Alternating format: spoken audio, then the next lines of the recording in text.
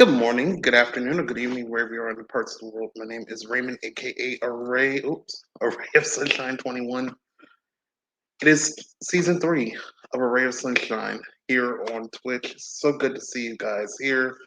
Um, I am back with some more positive stories and also positive videos. I didn't get to do that the last time with Summer of Sunshine. So the videos are back. We got five great positive stories and four great um, motivational videos as well. So we are in for a nice episode, and it's glad to be back. I am glad to be back doing some positivity stories for you guys. I know you guys enjoy it so much, and I really do appreciate your support throughout the first two seasons, and now as we head to season three, um, I'm more excited to start. So, for anybody that's new, that's watching on replay, and by the way, the replay viewers, thank you so much for watching as well, or just now turning in. Um, Ray of Sunshine started January of 2021 um, as a place to get away from all the negativity, all the bad news, and all of that. And also, um, I thought this would be like a little pandemic show to get away again from all the negativity and to make people feel better that there's still good going around the world. So now we're on to season three. People are loving the show still, and I, I'm glad to be um, on board hosting some good stories for you guys. Before we get started, and by the way, I didn't put my ticker on. The ticker is coming back. There we go. The ticker is back. So before we get started, there has been some changes as well. Always when I say before I get ready to start my first story, hey, make sure to host this out to your Twitch. Unfortunately, they got rid of the host feature. The last time I did a Ray of Sunshine or a Summer of Sunshine, that was they still had the host feature. So now it's auto host. So if you go to your creative dashboard and add Array of Sunshine 21 to your auto host, it will be automatically turned onto your page whenever I go live and all of that. So it will really help me out as well for viewership for people that is looking for something new and kind of different and in a show or creative side of things. So auto host, I'm gonna have to use that word now. So make sure to auto host, add me to your auto host. I'll say that to your channel. And also, we are still sharing out to social medias like Facebook, Twitter, um, any social media site that you can share out on. Make sure to share the stream out as well. So if you guys are ready, we're going to go ahead and get started. We're going to kick off season three. I'm kicking this season off very early. Usually I would do this in January. um, of course, I do that like, hey, the first year, the second year that I'm streaming, we'll kick the show off. We are kicking it off early in October, and hopefully we will last through May. I'm going to try to last through May for season three here. So we got a lot in store, a little bit early, and also I'll be on for the holidays. So um, we're gonna keep on rolling with the good old positive vibes. So let's go ahead and get started with our first story. Already set up and ready for us to look at. And our first story for tonight: kind-hearted boy uses birthday money to start a food bank in his garden shed. And this is from the Good News Network. The Good News Network has great positive stories on their site. Make sure to check them out at goodnewsnetwork.org. All of our stories for this season will be from this website. Anything that I do not share um, after these five stories, they have more good stories as well. So make sure to check them out on goodnewsnetwork.org. And also, a little later, probably toward the end of the show, I will talk a little bit about my YouTube channel for any stories that I saw fit uh, that I didn't get to cover in the show that will probably be on my YouTube. So we're going to plug out the YouTube channel as well in the process. So, again, kind-hearted boy used his birthday money to start a food bank in his garden shed. This is for Andy Corbley of the Good News Network for October 17th of 2022. So if you guys are ready, let's kick off season 3 with our first positive story, good story um, for season 3. So here we go. A kind-hearted 11-year-old boy used his own birthday money to launch a food bank service, which he runs from his garden shed. Isaac Winfield fills bags of groceries which have been donated and hands them out to the needy around his hometown. Since starting the food bank in 2020, the service has grown so much that Isaac's family bought a shed to store the hundreds of donated items. Well wishers can now donate food or ask for supplies by contacting the school boy via his Friends of Isaac's Food Bank Facebook page. Quote, we always donated to food banks, and during the pandemic, he would take food parcels into school, which would be given to people in need, said his very proud mom, Claire, who added that recently Isaac had moved to a specialist school which didn't have a similar program, leaving him depressed that he couldn't continue to help people. Um, Continuing on, being the resilient little lad he is, he said, it's all right. We'll give them food at my house, said Claire. I was laughing, but he had just broken his arm, so I let him do it to cheer him up. I doubled what money we gave them normally for food parcels, and he went off to Aldi. So there's Isaac there with the food there. Hey, Chris, how you doing? Welcome to the show. Let me put you on here. Your comment on here, Chris. So good to see you. This guy right here has been with me since season 1. Since prior to the first episode. So it is so good to see you, and it is another season. It is season 3, Chris. Hopefully you're doing well. You're having a great Tuesday. Um, it's so good to see you in here. Um, but yes, look at Isaac there with the food there, doing some good charity work here. And I do apologize with the. I don't know if y'all can see the ads on the screen. If not, then oh yeah, y'all can. Um, I don't know how the ads got on there. I have ad blocker on. But anyway, we'll continue on. His parents give him a lift in the van at weekends, which has been customized with Isaac's instantly recognizable rainbow logo. But sometimes it's Isaac who takes the bags of groceries to people on foot. Those in need are also able to go to Isaac's food bank shed in his home town of Redditch, Worcestershire, which is open 24 hours a day and helps themselves. So I wonder if this is in Worcestershire, that's Massachusetts, which is US, or England. And say which one. But anyway, let's continue on.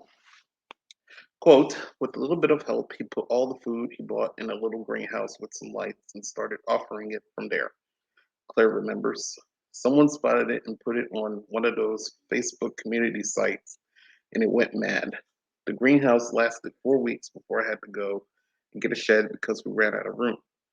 Now, Isaac is planning to expand the service and has a local charity sponsoring him to open a food bank in the town.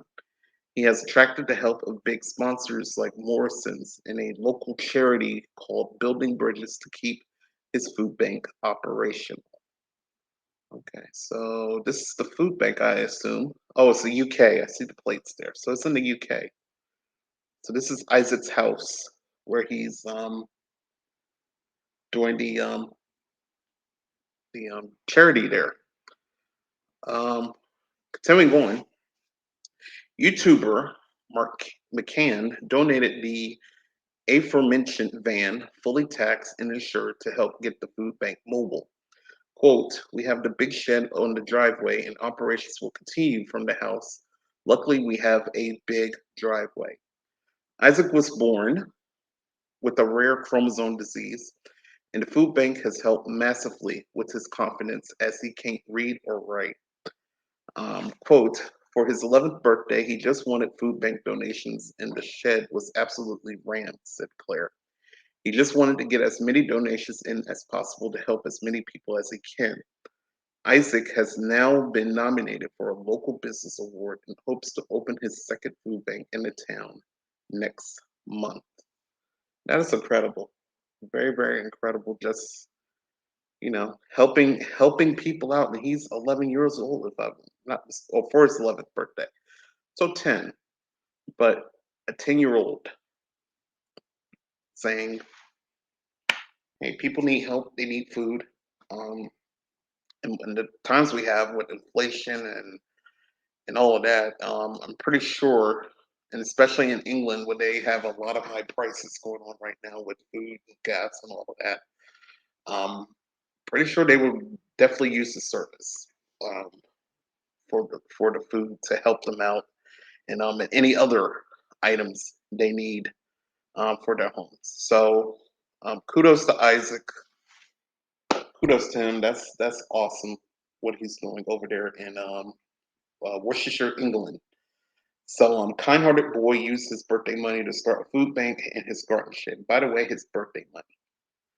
He said, "I'm going to go ahead and start a food bank," which is kind of incredible for a 10-year-old to think that he could get anything else, but he wants to start a food bank. Just an incredible kid. This is for Andy Corbley again for the Good News Network for October 17th of 2022. That is our first story to kick off with, and I think that's a great, great story to kick off season 3 of the show here. All right, now let's see what's up with my computer here. We're going to go on to our second story for tonight, and we're going to see if they take away these ads. That's kind of weird that they kept the ads on these on this site here. Um, but we shall continue on. So our next story, hero honeymooners rescue sleeping babies from burning nursery in Spain. Instinct took over. And this is from Andy Corbley of the Good News Network for October 17th of 2022. Let's go ahead and see if we have any comments. So Chris says, great to see you. I'm cooking while I watch. Thank you, Chris, so much. I know many people look at the background, and I know some in the West Coast is dinner time for them. So appreciate y'all tuning in just to listen while you're doing your cooking or having family time. Really do appreciate you guys. Dorico's in here. Hey man, how you doing? Welcome, welcome to season 3 of A Ray of Sunshine. So good to see you, man. Hopefully you had a great Tuesday. All right. So again, hero honeymooners rescue sleeping babies from burning nursery in Spain. Instinct took over. And again, this is from Andy Corbley from October 17th, 2022. So if you guys are ready, let's go ahead and take a look at this incredible story. But beforehand, we'll go ahead and take a drink real quick. I'm so pumped up, I don't think I need a drink, but hydrate first, right? All right, here we go. Picture it. You and your spouse are on a honeymoon in Europe. You see a burning building. You decide to be heroes and run inside through the smoke, and you end up in a room with panicking nurses, 20 sleeping infants, and no one speaks English. Well, incredibly, that was the situation. Rhode Island honeymooners David Squillanti and Dorian Smith found themselves in last month in Barcelona. The newlywed 38-year-olds were on their way to tour a park when they saw a group of women standing around panicking next to a doorway out of which was wafting thick smoke. Um, quote, I saw a flame coming out of the doorway next to the door that these women had come out of, said Smith. So I said, oh my God, there's a fire. Who knows what possessed the non Spanish speaking honeymooners to run inside the burning building, as there was nothing on the exterior that hinted at the precious cargo within. They could have just been running into a normal apartment building. Um, Continuing on, they went in all the same, and though neither Squillenty nor Smith understood what was probably being explained to them, they found themselves communicating in a universal language before long. They entered a room that had not caught fire and realized they were in a nursery of all places. Quote, instinct took over, Squillenty said. I found myself looking at 15, 20 babies sleeping and immediately just kind of lined everyone up and we started grabbing them, putting them into the crib. It was like probably like 10 minutes. but it seemed like an instant, but it turned out to be okay. Um, After everyone was out safely, the pair continued their honeymoon. According to an NBC affiliate, they went right on to take the park tour they had planned. People magazine reports the Swollen T is now exploring the possibilities to be a volunteer firefighter in her hometown of Bristol. That's amazing. Taking instinct like that and um, not knowing what the what's going to happen going into that burning building. But let's go ahead and take a look at their story here. Like this is from the Today Show here, so let's take a look. Doran Smith and David Scalante had been waiting 2 years to go on their honeymoon because of the pandemic. And just like the last years, their trip to Barcelona was anything but normal. The Bristol couple says they were heading to tour a park, phone in hand, taking video, when they say they noticed a group of women panicking. I saw a flame coming out of the doorway next to the door that these women had come out of. So I said, oh my God, there's a fire. That's when David says he ran in, realizing he was in a nursery where no one spoke English. Kind of just instinct took over. And I found myself like looking at like 15, 20 babies sleeping, and immediately just kind of lined everybody up, and we started grabbing them, putting them into the crib. Doran and others started helping too, getting the kids to safety as they say smoke filled the room from what appeared to be an electrical fire. We were just literally taking cribs with a few kids in it and rolling it across the street to the high school lobby. It was just a crazy, and it probably only happened, it was like probably 10 minutes, but it seemed, like an instant. But yeah, it turned out to be okay. The couple says once the situation was under control and fire crews arrived, they continued walking to their tour like it was a normal day. Only it wasn't. And they had a heroic tale to tell back home. It was wild.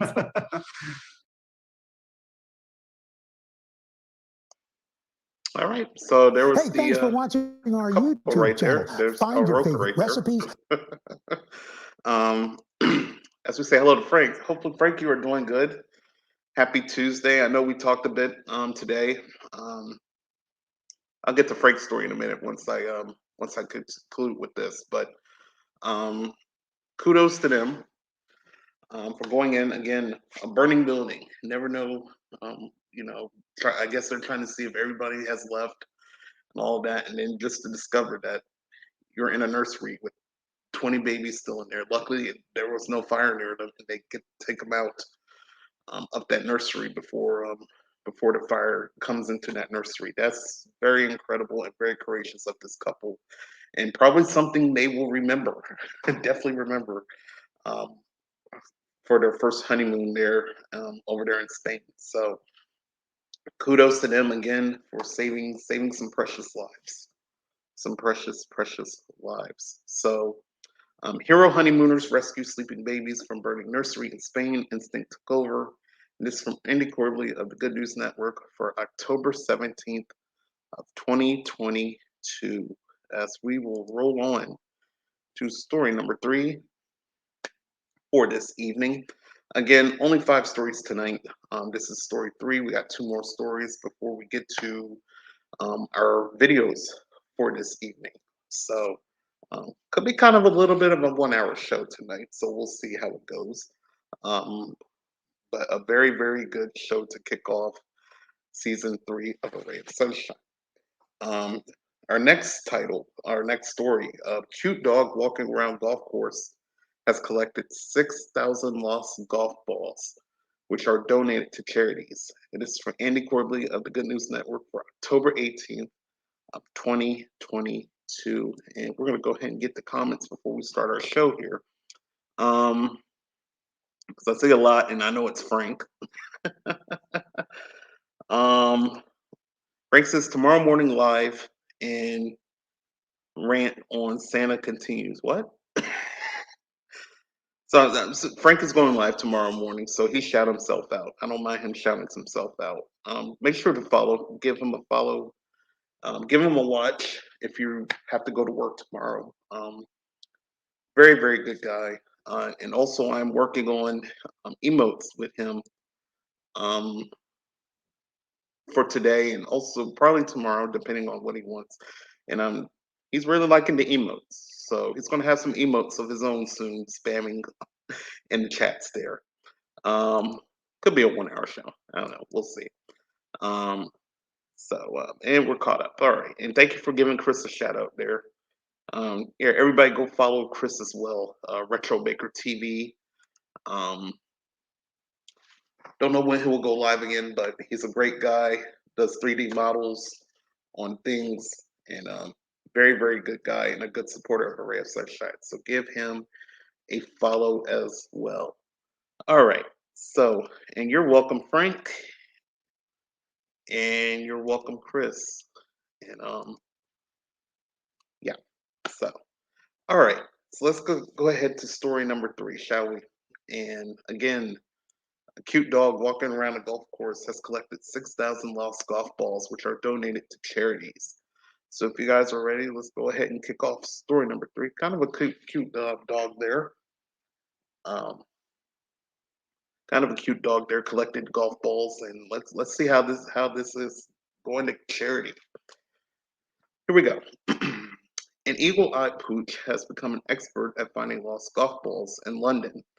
So much so that he's helping provide golf charities with the balls they need to teach kids around the world. Charles Jefferson must have felt he hit a hole-in-one when one day his dog, a Cavapoo named Marlowe, emerged from the bushes with a pristine toward-grade ball on the puppy's first visit to a local London golf course. Jefferson, a top-level amateur golfer for 4 decades who used to work with the European Tour, realized that a retrieved mint condition Titleist Pro V1 retails for around $3.50. £3.50. There we go. It's in British. £3.50. And that his Marlowe might have a unique ability for finding lost balls. He spent the next 6 years walking up and down courses with Marlowe, watching and chatting and getting out in the open air. Between Mitcham Golf Club and Wimbledon Common Golf Club, Mr. Jefferson and Marlowe filled dresser drawers with golf balls, but rather than a single instinct of selling around 600 to a mate, he never had any interest with the retrieval market, a cottage industry that's cropped up around recovering golf balls. As an advertising and branding agent,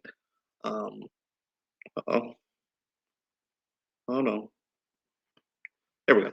As an advertising and branding agent, Jefferson leapt at the chance to turn Marlowe's abilities into a force for good after he heard of a donation drive to promote the prevention of litter from lost golf balls.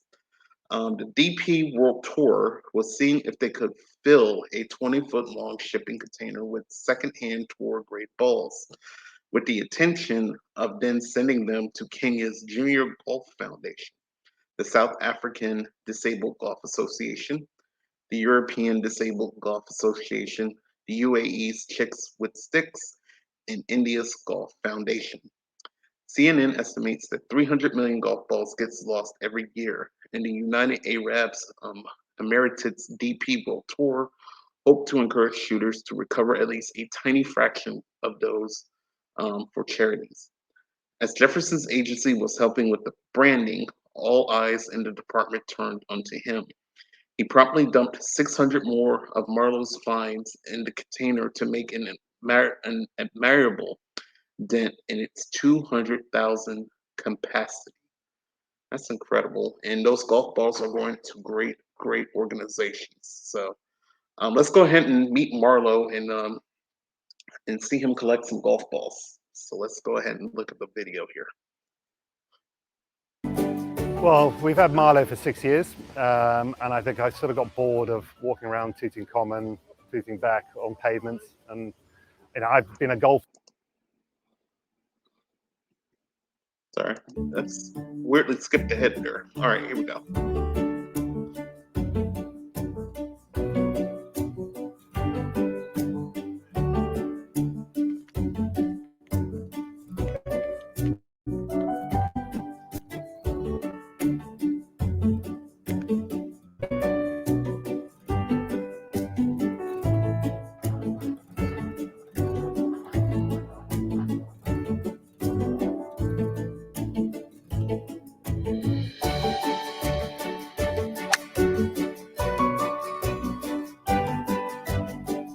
Well, we've had Marlow for 6 years, and I think I sort of got bored of walking around Tooting Common, Tooting back on pavements. And I've been a golfer my whole life, so any opportunity to walk a course, watch people play, and just get out into the open air, So yeah, last 6 years, I've been sort of going with Marlow down to Mitcham Golf Course.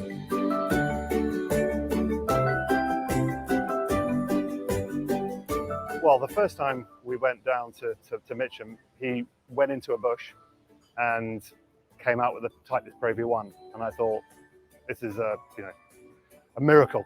And about 10 minutes later, he then went on a fairway and picked up a golfer's golf ball, and I thought maybe not great. So we've had to educate him.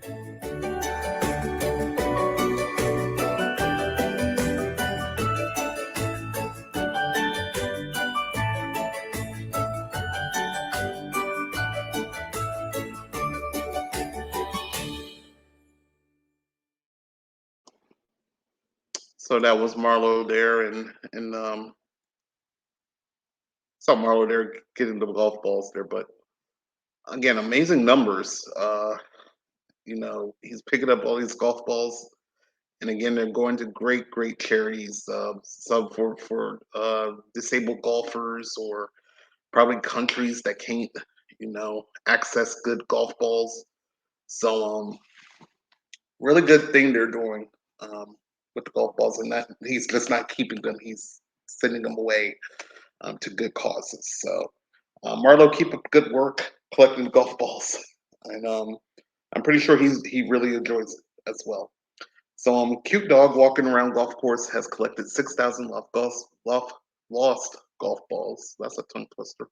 Which are donated to charities. And this is from Andy Corbley of the Good News Network for October 18th of 2022 as we head to story number 4. And before I head to story number 4, I'm going to pull myself back up because we're going to see if I can fix this.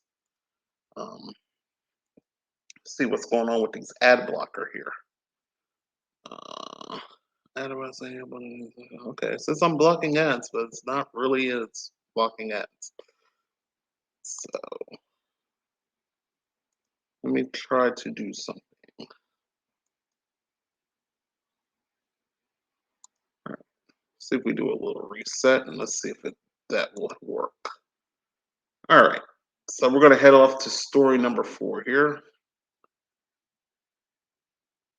And if it doesn't work, it's all well. Story number 4, this is something very interesting since Halloween is coming up. I'm going to head back onto the story here. So here we go. And let me catch up a comment here. Good night. I'm off to eat dinner. I'll leave it on lurk. Okay, Chris. Thank you so much for coming in. And if you're lurking, hopefully you enjoyed the stories and the videos that are about to come up here. So have a great night, though. And thank you for stopping by. And Frank's going to lurk. He's going to take a Frank always comes up with the weird stuff for lurking, and he's really not. He's still going to watch. So anyway, so for Halloween, you can rent the 3-story Ghostbusters headquarters and even wear the suits. And again, this is for Andy Corbley for October 19th of 2022. So hey, Halloween, get to be in the Ghostbusters 3-story headquarters. Kind of not bad, right? With Halloween coming up next, actually this coming Monday.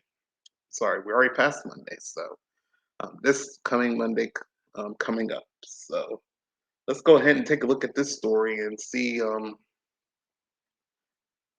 what brought on to why are they doing this, and any cost for renting out the Ghostbusters warehouse here. So here we go.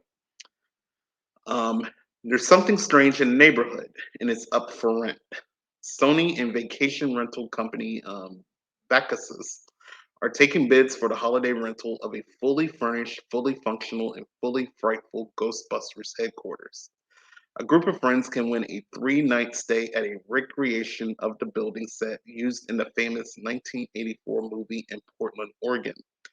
The private 2-bedroom, 3-story firehouse built in the early 1900s includes all the comforts of home with a full kitchen, multiple living quarters, and endless Ghostbusters features, including a scientist-approved ghost containment system and a dark room where guests can develop and analyze photos of the Scourge of Carpathia.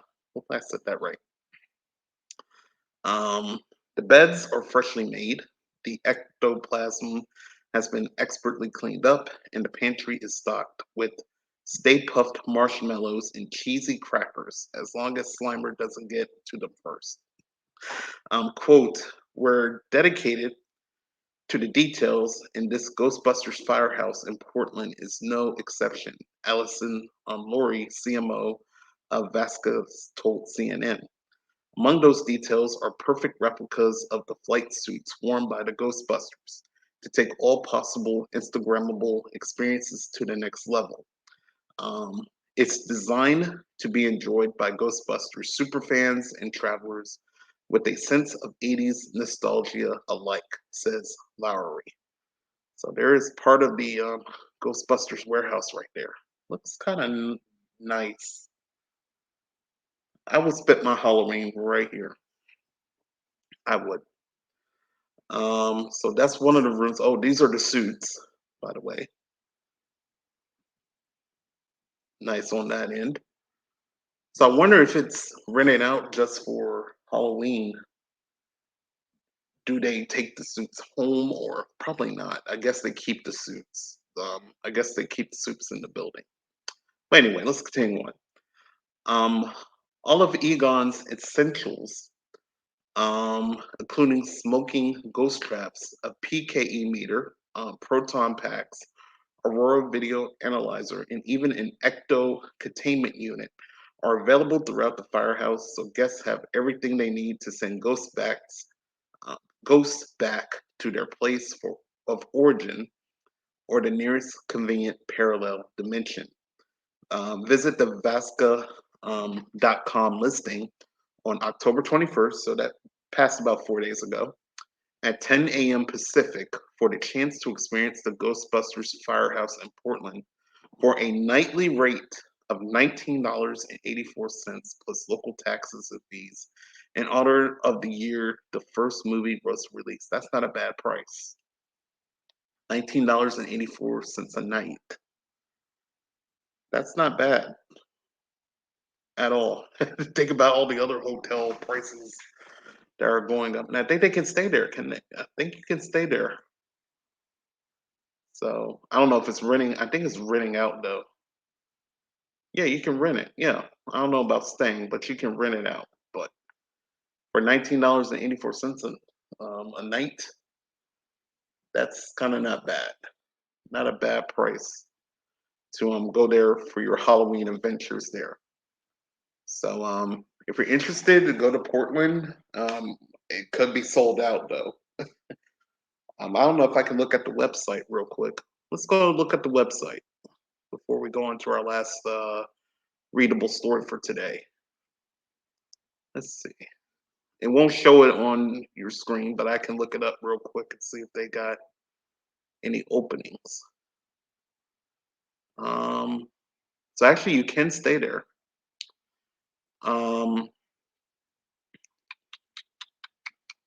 Select dates. Oh yeah, it's all booked. It is all booked, and I bet maybe one person probably said, yeah, $20 a night. Why not? So yeah, it's booked. So if anybody was interested, sorry that I got the news out late, but um yeah, it's definitely booked. And again, for $19.84 a night, I would not blame them for that being booked. So that's story number 4. For Halloween, you can rent the 3-story Ghostbusters headquarters and even wear the suits. This is for Andy Corbly for October 19th of 2022. As we get ready for our last positive story for tonight before we go into videos.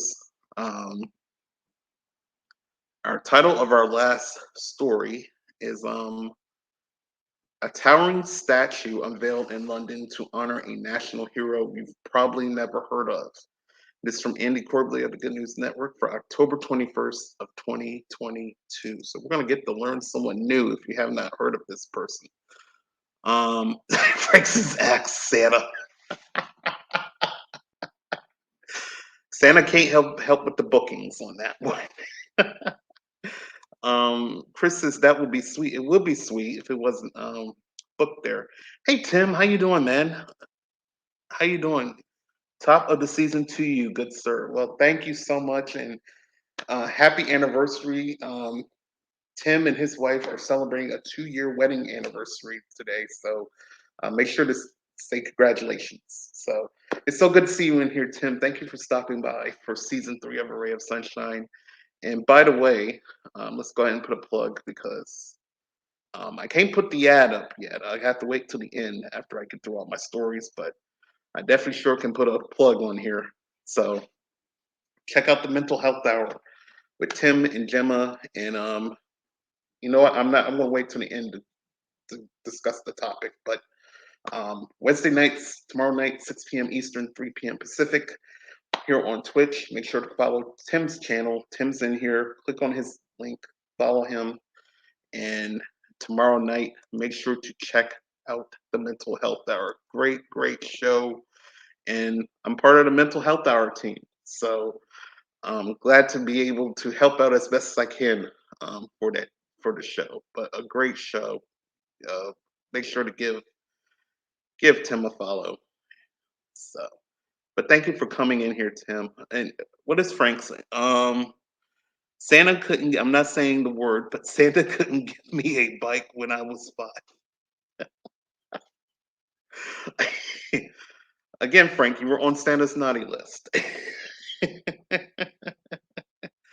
Anyway, okay, let's continue on. Tim says, thanks, great day and dinner. Oh, nice, nice, nice, nice. All right, so, well, Tim's having a good anniversary. Chris is enjoying dinner, and Frank is gloating over what happened to him when he was 5 years old. Let's go on to our last readable story for tonight. And again, probably someone we're about to read that we have never heard of. But again, Tyrone statue unveiled in London to honor a national hero you've probably never heard of. And again, this is for Andy Corbley of the Good News Network for October 21st, 2022. So if you guys are ready, and if you see right there in the first picture, there's the name of the person, Joe Newby, from East Yorkshire in England, probably the UK's kind hero. So we're about to find out. Oh, Chris, thank you for the subscription. Thank you for subscribing, Chris. I appreciate you, man. Thank you so much for your Prime subscription. And again, anybody that is subscribed to me or gives bits, I really do appreciate you guys for helping and supporting me. Really do appreciate you. And Tim says Stone Cold Stunner. Sad I'm not wearing a Stone Cold shirt tonight, but maybe on the next show. Or maybe if I do the gaming tomorrow, maybe I might wear it. And yes, thank you, Chris, again for the subscription. Really appreciate it. Okay, and again, Frank is still going through what he was going through at 5 years old with Santa Claus. All right, so here we go. Let's go ahead and get started. And I'm going to go ahead and take a drink of real quick. All right, so here we go. Alongside Captain James Cook or Winston Churchill, a new statue in London's iconic South Bank honors a British hero who is not likely known even by Brits themselves. Unsung hero Joe Newby has fostered an astounding 92 children over the course of her 2 decades of volunteering. Let me repeat that again. 92 children over the course of her 2 decades of volunteering. The statue was commissioned by the snack bar brand Kind Snacks after a nationwide search this year to uncover the UK's kindest hero. The 52-year-old woman from East Yorkshire received nearly 500 heartwarming nominations, led by her husband of 21 years, Chris. Not the Chris that's in this chat, but another Chris. The statue, which stands 4 meters tall, on observation point holds 92 balloons in one hand, each symbolizing one child she has fostered, and a pair of children's soccer cleats in the other to pay homage to her work for children with disability in sports. Quote, "It's all so surreal. I can't believe it," said Joe Newby. "I just get on with my day to day and don't ever stop to think about the wider impact that I may be having. All I think about is the children and making sure they feel happy, included, and safe." She also adopted a child with additional special needs while supporting and caring for her husband, Chris, during his battle with pancreatic cancer. Quote, "She's like the really fun auntie you knew you wanted, but you actually really needed, because without her, I have no idea where I would have gone," said Sophie, one of Newby's fostered kids. She is a co-founder of Barton Inclusive Football Club Hull, consisting of 3 competitive pan-disability football teams for children and young adults in the area, a program that local coaches say just doesn't exist anywhere else in the region. Continuing on, Joe's statue was created using 3D scanning technology from recycled materials. Quote, "I'm so honored to be chosen as the UK's kind hero and for my husband Chris to have nominated me without my knowing. The world is so full of sadness and anger. I just hope that people can see what an impact kindness has on others." Another quote, "To me, Joe's is the most amazing, kind, and selfless woman in the world. So when I saw hashtag my kind hero call out, I had to put her forward," said Chris. "To have her recognized and identified as the UK's kind hero makes me burst with pride." That's amazing. So before I get to the video, so this is her on the right picture there. So yeah, that's her in the right picture there. So that is actually her. All right. Let's go ahead and go to the video here. Again, this will probably be with Joe and Chris on this video here. So let's go ahead and watch. Finally this evening to a woman from East Yorkshire who's been named the UK's Kind Hero in recognition of her selfless dedication to her local community. 50-year-old Joe Newby has fostered more than 90 children over the last 2 decades and founded the city's first ever disabled football team. Today, a statue of her was unveiled on London's South Bank to help inspire others to follow in her footsteps. Our reporter Astrid Quinn went to meet her. Standing for kindness, something Joe Newby has dedicated her life to. This morning, her devotion to helping others was recognised down in the capital, in the hopes her selfless acts will inspire more to do the same. I just was so blown away that the things I do, that I just get up every day and do as part of my normal life, were recognised as massive acts of kindness. Just was quite humbling and overwhelming, really. Back home in Hull, Joe is never sat on the sidelines. When she's not carrying out her role as foster mum, she's running the city's inclusive football club.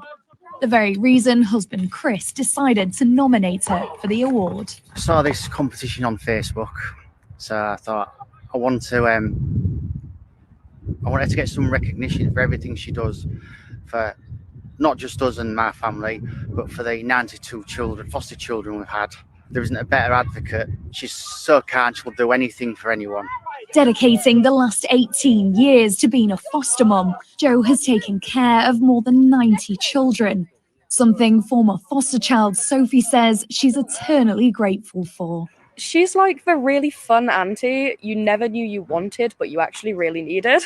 Because without her, I have no idea where I would have gone at that point. And I know someone else who's went into a few really bad foster homes. So she got me out of what could have been a bad situation. And that means she means a lot to me. After fostering a number of children with learning disabilities, Joe decided to set up Barton Inclusive Football Club, a team where everyone is welcome. I think it's extremely important, especially for the local area, because there's nothing really like this. You take this away from the kids that are here and the surrounding area, there's nothing inclusion wise, it's very small. Charlie normally gets left out and he feels like really included here, just playing football, and he really enjoys it. I just hope that people can take away from this that any tiny act of kindness makes a difference to someone's life. It doesn't have to be huge. You don't have to commit yourself to 20 years of being a foster carer or setting up a whole disability football team. Just the tiniest little act of kindness really makes a difference and has an impact on people. As Jo continues to dedicate her life to others, she hopes the recognition of her kindness will inspire more to do the same. Astrid Quinn, ITV News. Wow, the world needs more people like Jo. They do, yeah. What a Wonder Woman she really is. An inspiration. All right, so there you have it with the story of Jo there. And yeah, we need more Joes in the world. I mean, 92, what did I say, 92? Yeah, 92 foster kids. She raised 2 decades of volunteering, and then she owns a football club over there in England. So that's very amazing of what she is doing, helping out the children there in the UK. So I'm very, very proud of her, and that statue is well deserved as well. So our final positive story for tonight, before we get to videos, towering statue unveiled in London to honor a national hero you probably never heard of. This is from Andy Corbley of the Good News Network for October 21st, 2022. And now we're going to go ahead and get ready to go to positive videos. Beforehand, let's go ahead and get the comments. Wait, what? What'd you do, Frank? I don't know what Frank was going to do. Let's buy it. Buy what? And Chris, have a good night. Thank you again for stopping by, and thank you again for your subscription. I really do appreciate you. I hope you have a great night, and thank you again for all your support for all 3 seasons of A Ray of Sunshine. It's so good to see him in here. Again, he's been with me since episode 1 on that other platform we're not going to name. And so, in that case, and I'm pretty sure the comment's going to come up. It's like, oh yeah, that platform. So, let's go ahead and get to positive videos. And I thought we got to kick season 3 off with a bang. Someone very important, someone that we all know of, to kick off our positive speech, motivational speech for this fall. We have an opportunity to have our voices heard, to say we want the freedom to decide if and when we start a family. The freedom to be safe from gun violence. Here. The freedom to thrive. Get informed and vote. Of good old political ads. But anyway. And I don't think this is going to let me skip. Set your alarm. We're going to have to go through ads. That's kind of weird. Your favorite artist. Very First time performance. But anyway. Amazon Music Live. But once we get through these ads, watch the drop. We'll continue to talk on here. And actually, that was an Amazon ad. I had a purpose. I wanted to be one of the best basketball players. Right there. So I said, what's a good way to kick off season 3 with the late great Kobe Bryant and his motivational speech? So we're going ahead and get started with Kobe Bryant. There's another guy who I think he has no arms, no legs. I think either one. I think it could be no arms. He's talking to some school children, giving them a lesson on stuff. We got a Darman video that's coming back. I did that last season. I think I kind of enjoyed that. And I told Frank earlier, I think you're gonna like one of these, the Darman video, because I think he got a kick out of one of them, and it feels like it's repetitive of that. But it gives the same message. And we're gonna finally close videos out with a quote from J.R.R. Tolkien, the author. So those are your 4 videos at glance. So without further ado, let's go ahead and get started. Kick off motivational videos with Mr. Kobe Bryant, the late great Kobe Bryant. To ever play, and anything else that was outside of that lane, I didn't have time for. There's a quote from one of my English teachers at Lower Merion named Mr. Fisk. He had a great quote that said, "Rest at the end, not in the middle." And that's something I always live by. I'm not going to rest. I'm going to keep on pushing now. There are a lot of answers that I don't have, even questions that I don't have. But I'm just going to keep going. I'm just going to keep going, and I'll figure these things out as we go, right? And you just continue to build that way. So I try to live by that all the time. At what age did that goal become crystal clear? I made that deal with myself at 13 years old. At 13 years old? 13 years old. That's the You were deal I crystal made. clear about it. Crystal clear. And where did inspiration come from? The love of the game. The love of the game, the challenge. Like I would watch Magic play, I'd watch Michael play, and I would see them do these unbelievable things. And I'd say, can I get to that level? I don't know, but let's find out. Let's find out.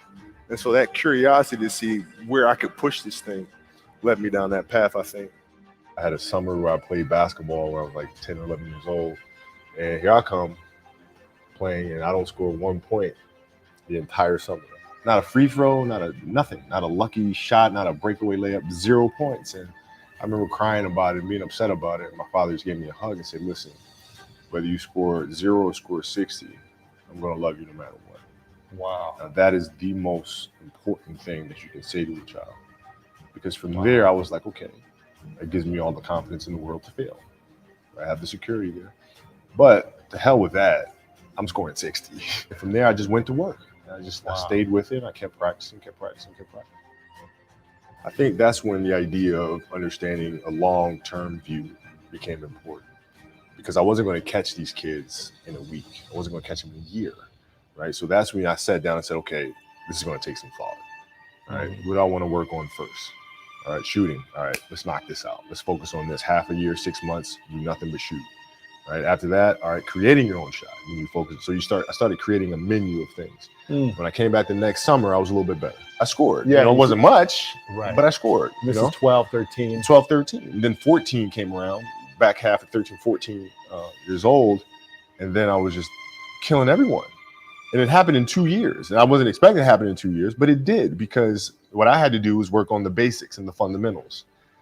While they relied on their athleticism and their natural ability. And because I stick to the fundamentals, it just caught up to them. And then my body, my knees stopped hurting. I grew into my frame. And then it was game over. Wow. Were you always competitive from the day you were born? You were super competitive? Competitive with things that I participate in. So I'll put it to you this way. So basketball for me was the most important thing.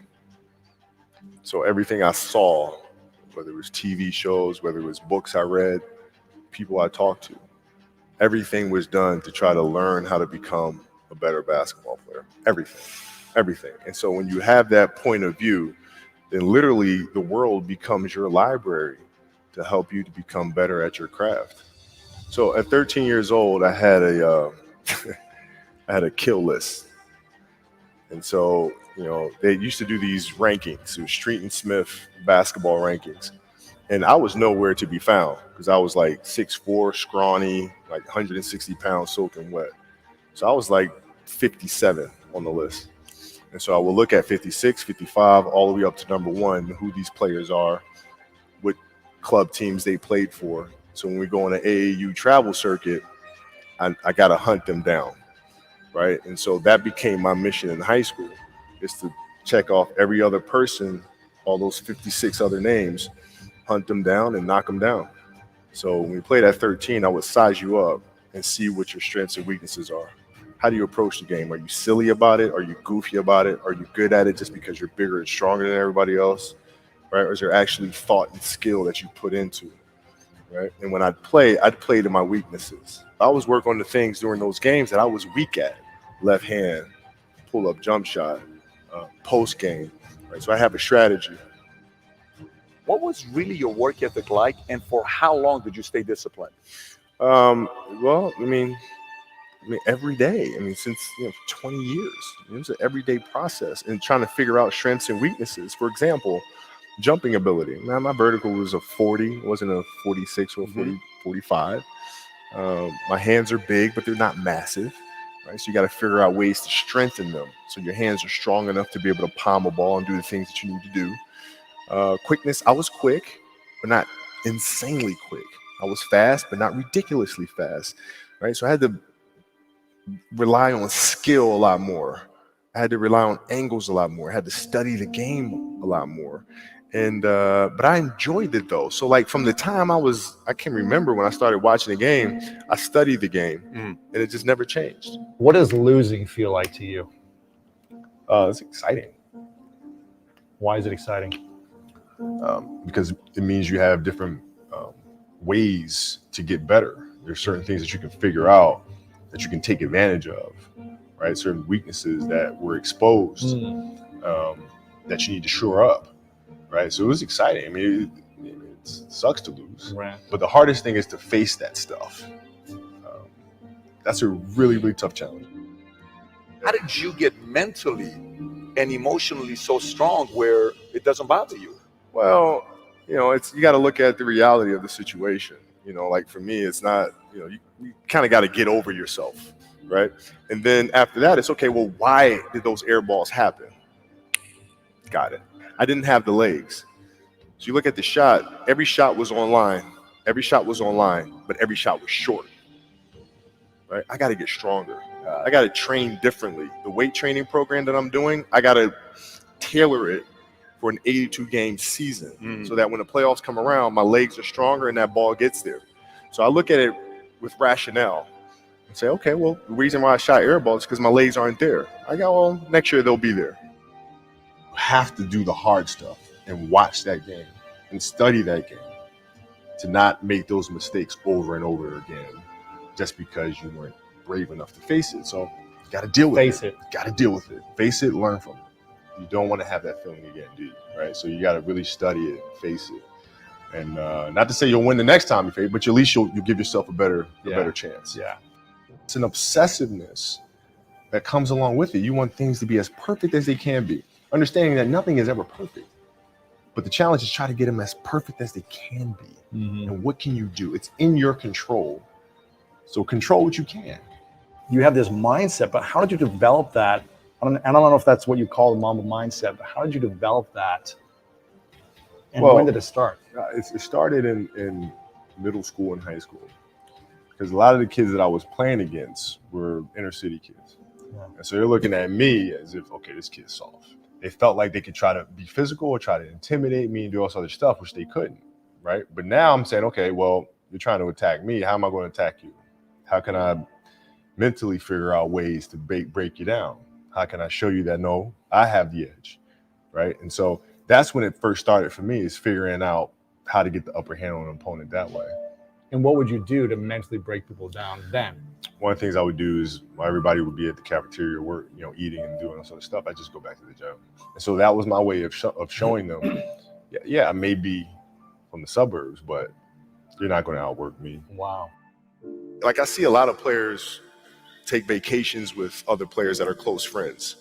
And just take vacations just to take vacations, or just hang out just to hang out. Like I never did that.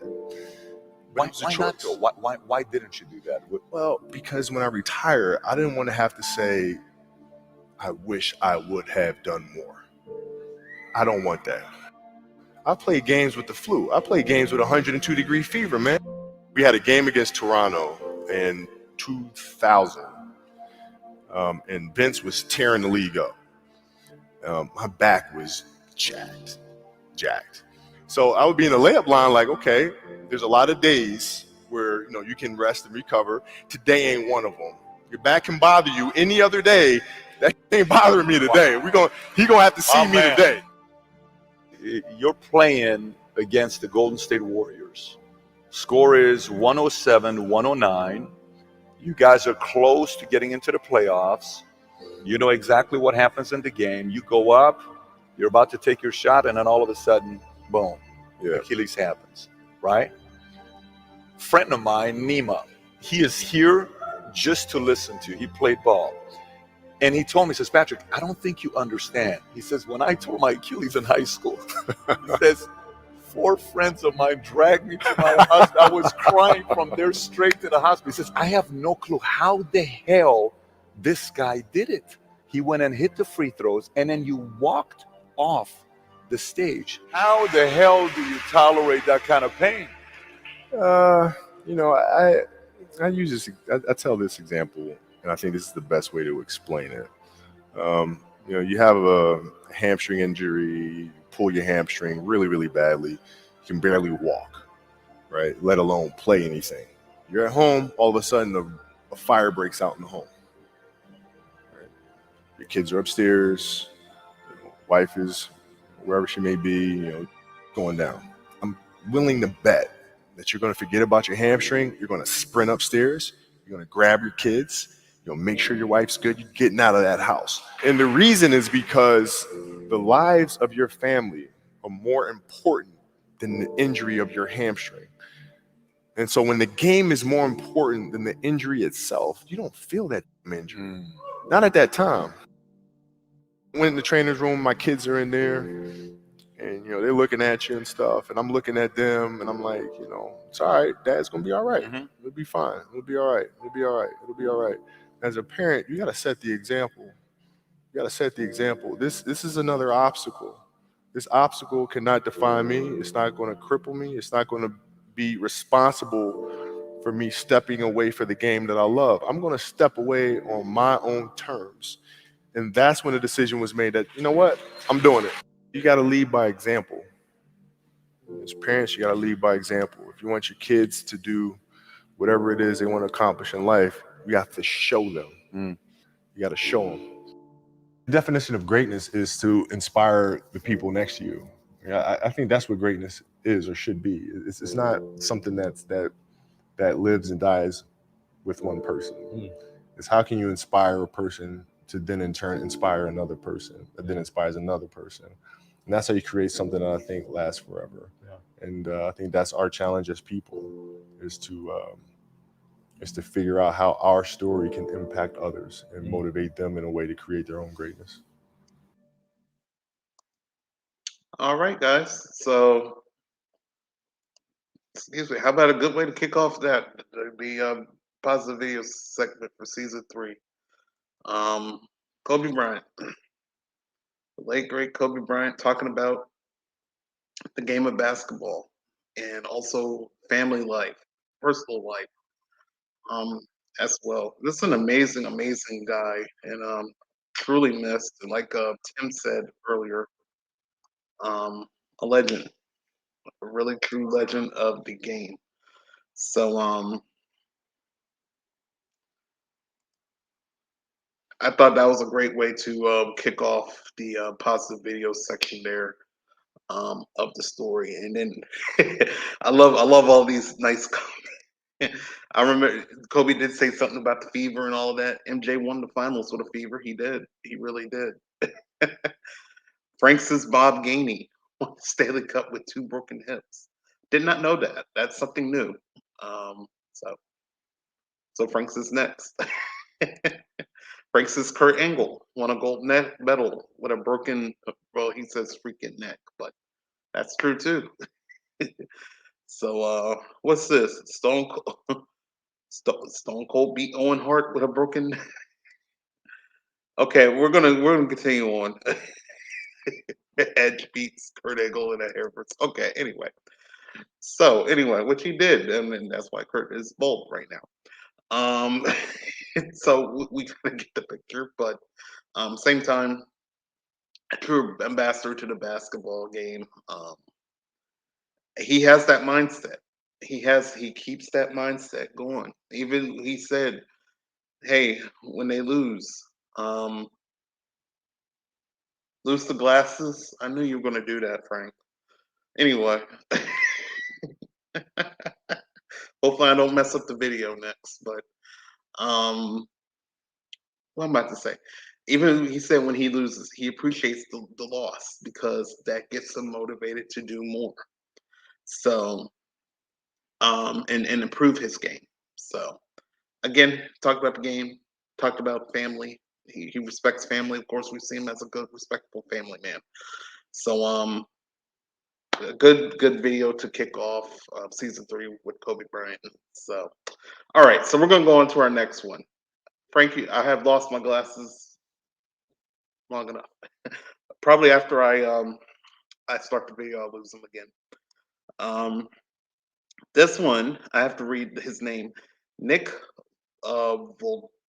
Chickett. I don't know how to say his last name, but I think he has I don't know if he lost a body part, and he's bringing his message out to some school kids here, and let's do the first couple minutes of it. It's a very good story that you want to hear here. So let's go ahead and get started with our second video of tonight with Mr. Nick here. So let's go ahead and hear his message.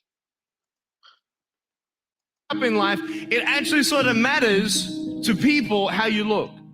And then it matters to you because it matters to others. Why? Why does it matter how you look? Because if they don't like you, then who will? If they don't accept you, then who will? And the fear that we have is that we're going to be alone. There are some things in life that are out of your control that you can't change and you got to live with. The choice that we have, though, is either to give up or keep on going.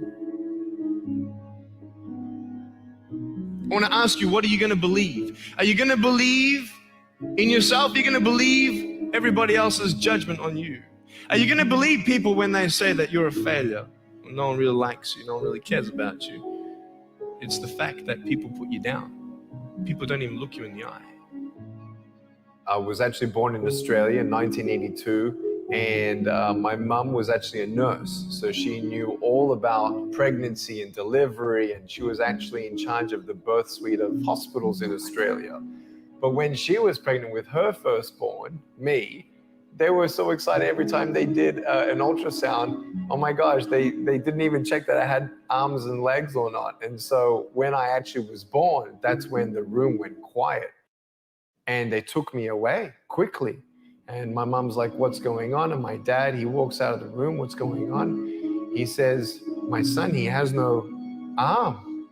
He said, no, your son has no arms or legs. And we are so sorry. He will not walk, he will not go to school, and we're sorry that you did not have an opportunity to abort your child.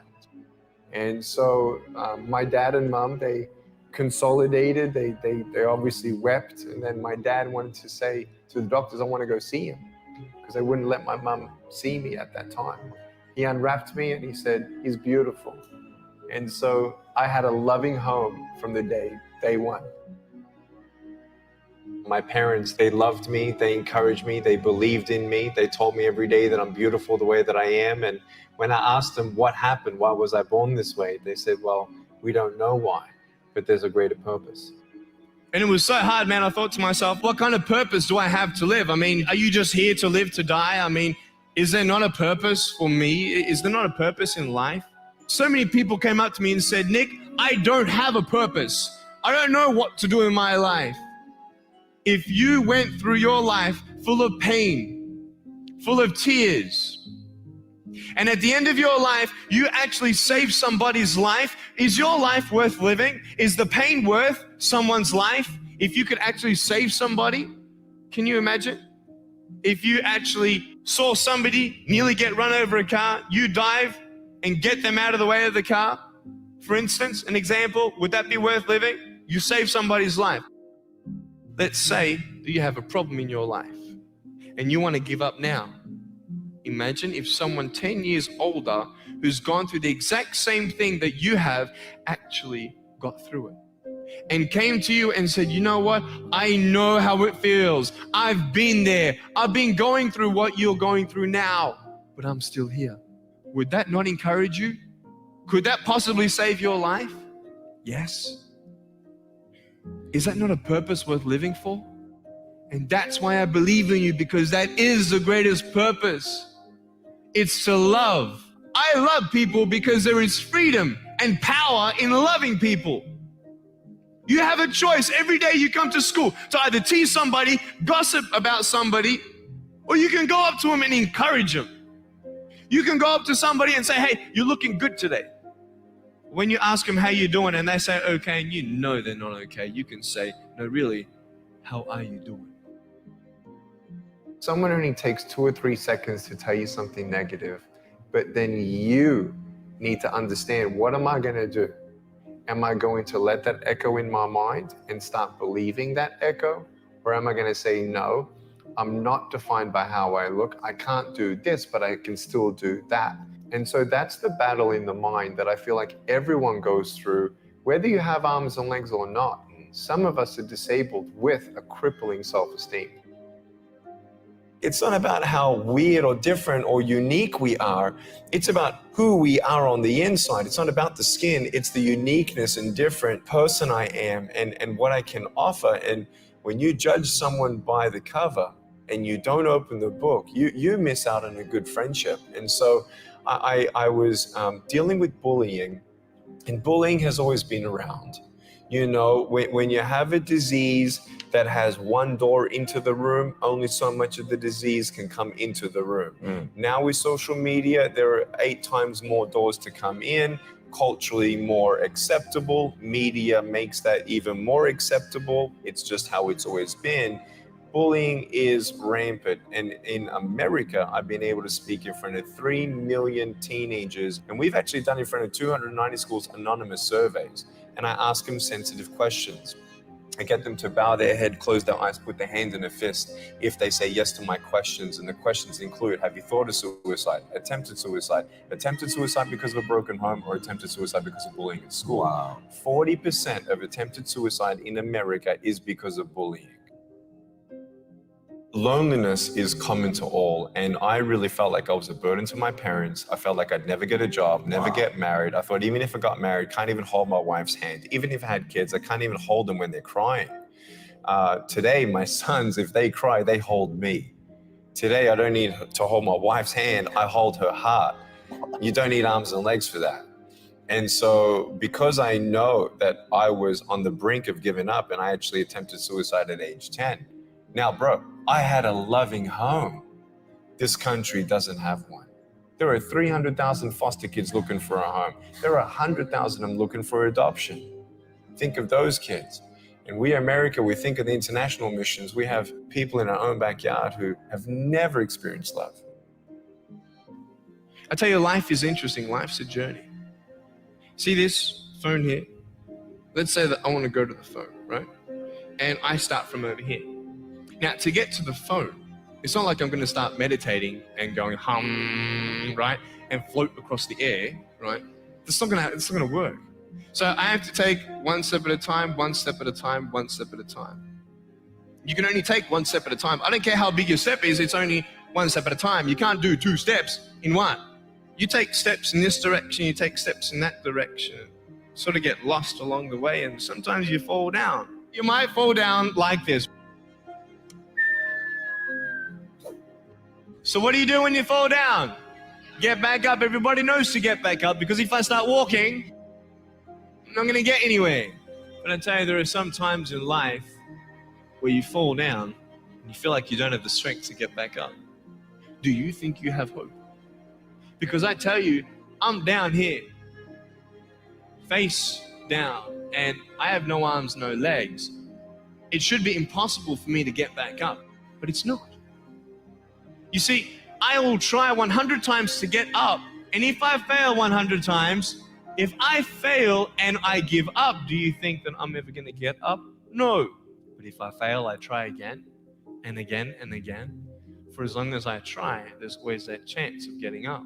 And it's not the end until you've given up. And you will find that strength to get back up like this.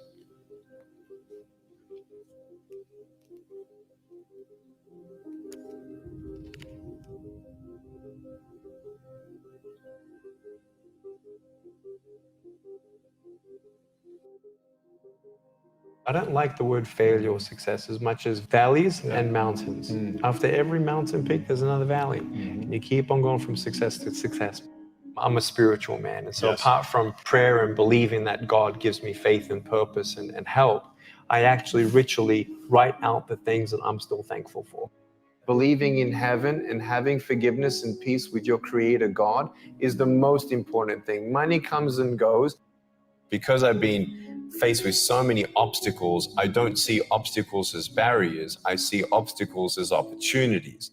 If you look at something and there's 3 reasons why it's not going to happen, my mind's already thinking of the 4, 5, 6. 6 angles always, not just 3. People stop at 1. Some stronger people stop at 2. Very strong people stop at 3. But the people who are used to barriers in their life go to 4, 5, 6. Only 3 things you could share with the world, or 3 lessons to the world. I call 3 truths. What would be yours? Truth number 1, you're beautiful just the way that you are, and you have value. Number 2, you've been created and designed for a greater purpose. Find it and run for it. And the third thing is, even facing death, there's hope. It's called heaven. Encourage people to know that there's a wonderful thing called purpose and eternity.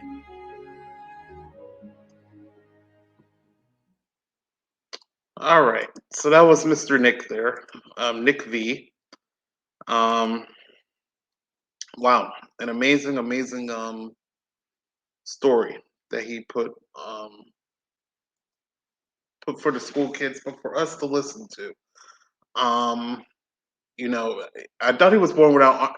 I was going to say arms and legs, but I was like, was it arms or was it legs? It was both. So I was right. Which, wow, I cannot imagine anybody born without arms or legs. So you're already coming into the world without 2 of the most basic things in the human body that you need. So in his messages, you know, he got motivated to be like, he thought he was down and out. He wanted to commit suicide because he was about to give up, and he didn't give up, and he kept pushing forward. And, you know, it's okay, you know, to be, you know, different, because we all have to go through, you know, something like that. Not all, but we all go through something. So no arms, no legs. He has to push through to make it in life, and to also keep up that positivity. And what he said in that message, you know, it's to those kids is, you know, encourage them, tell them how they're doing. You don't know how much of, you know, 2 or 3 seconds of saying, hey, how you doing? And if they, like he said, they say okay and they're not really okay, you know, tell them what's wrong, you know, clear their mind, you know, help them out, you know, listen to them. All that can take a lot. That small asking definitely will help them a lot. So, so that was a great speech by him, and kudos to him, by the way, and for his situation, and he's making it through, and now he's giving everybody a great speech to, you know, keep pushing forward, keep the positivity going, you know, don't give up, and all of that. So kudos to Mr. Nick there for that great speech. Now, if Frank is here, I kind of tend, this is one of these Darman videos that I kind of like to show. These give a lesson into something when you watch these. So I do love to post these. I did these last season as a test. It kind of went well. So I thought maybe I'll do it again this season. And just a little bit of comic relief. And like I said, probably Frank went away for a bit, but this is something he'll probably love if he saw this. I can see the comments flying by right now for him speaking.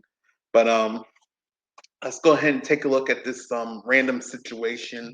And I think I have mentioned this kind of situation from the same, not the same, this same video, but a video he did differently from last season. So let's go ahead and take a look at the video.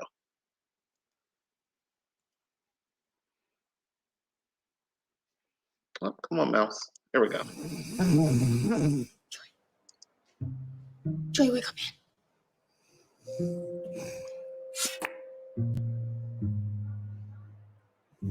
Oh, by the way, Tim, again, thank you for the bits. By the way, I sent a message, but I didn't say it out loud. Thank you for the bits. Huh? Your last quiz, Mr. Benedetti. If you spent more time studying and less time napping during my class, your grades would improve. All right, everyone. Remember, we have a final exam on Monday before summer break. Joey Benedetti, I need to see you before you leave. Everyone else, have a great day.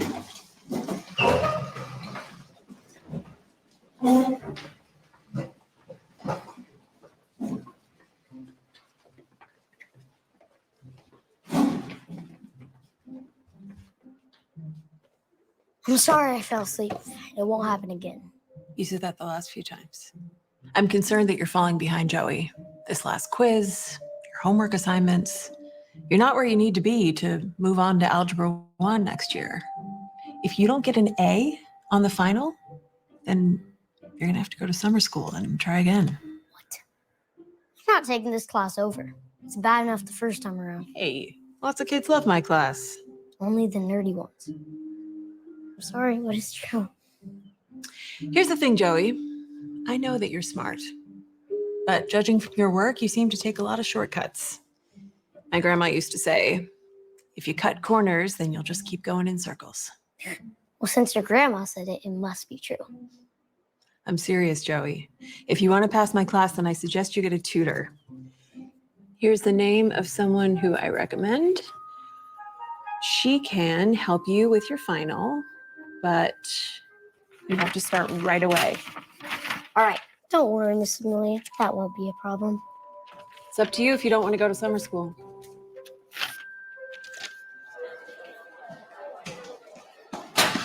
What happened?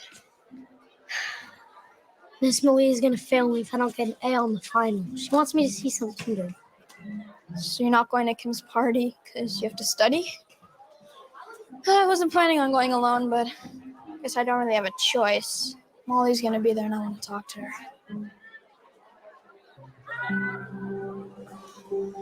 Who said anything about studying? I don't need to study. I just need to get an A. There's a difference, my friend. How are you going to get an A without... Simple. I saw Miss Malia's answer key on her desk. I get a hold of that. I pass pre-algebra. You get to talk to Molly. We'll all live happily ever after. And how are you going to get the answer key? She's always in her classroom. We're gonna break in tonight and grab the answer key. Just in time for the party. It's perfect. Our parents know that we're going to the party. We can just say that we're spending the night at each other's houses. No. You can get suspended or expelled. And not go to the party? Not a chance. My least favorite thing to do is study. And maybe eat my mom's vegetables. They're probably both tied for us. No, that's way too risky. You can't do that. Well, like my grandma says, high risk, high reward. Your grandma said that? No. But when Mrs. Malia said that her grandma said something, it sounded pretty official, so I thought I'd try it. Dude, please.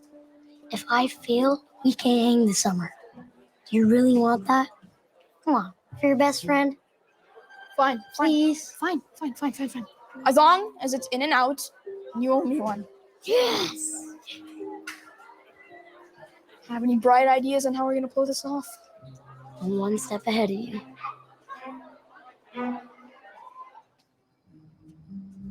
Right on schedule.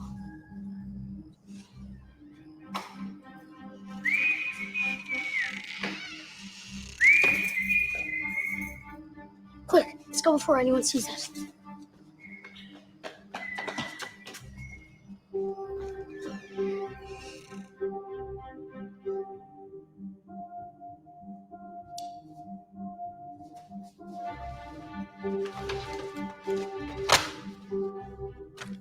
Found it.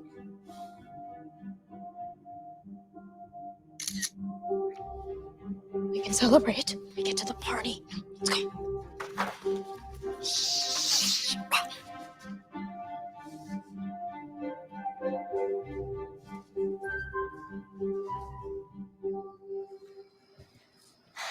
What did I say?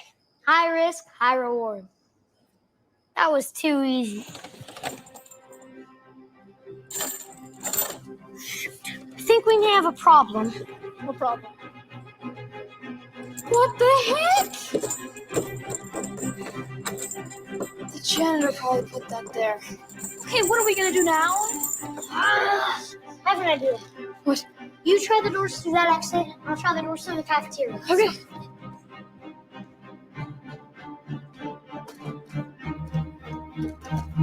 This one's locked too! Oh.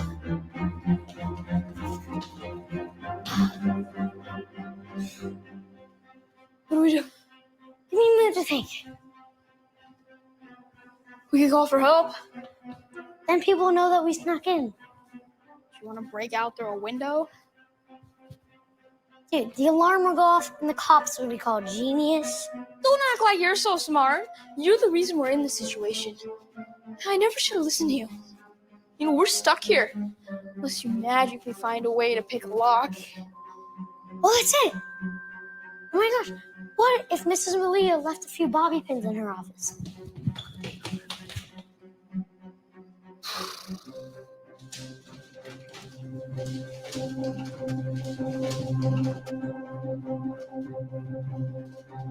Eureka!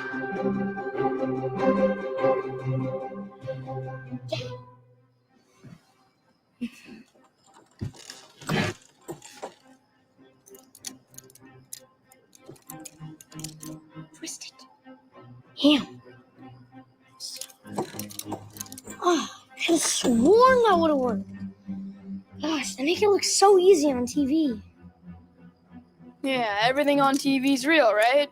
Just like Khaleesi, Mother of Dragons, Breaker of Chains. She's probably a real person too, right? Wait a second. That's it. Huh?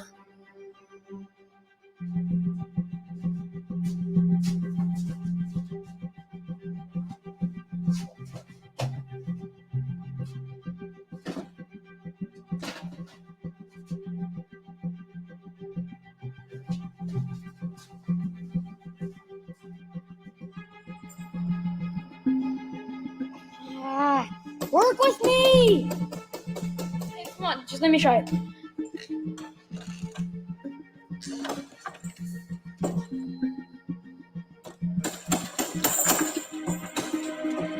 Yeah, I can't, bro. I can't. We're gonna miss the party. Never gonna be able to talk to Molly again. And when we get caught, we're gonna get suspended. And this is all because of you. Wait.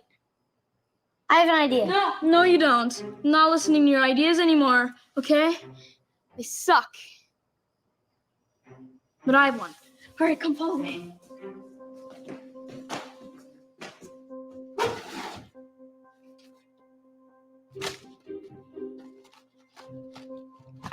Okay, here.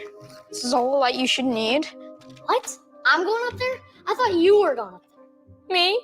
You got us into this mess. Yeah, you're going. Well, what if I get lost? I can't just breadcrumb out of it like Hansel and Gretel. Fire hose. Here.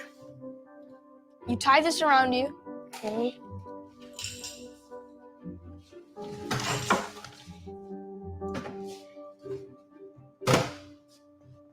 Okay, ready? All right. Give me a boost.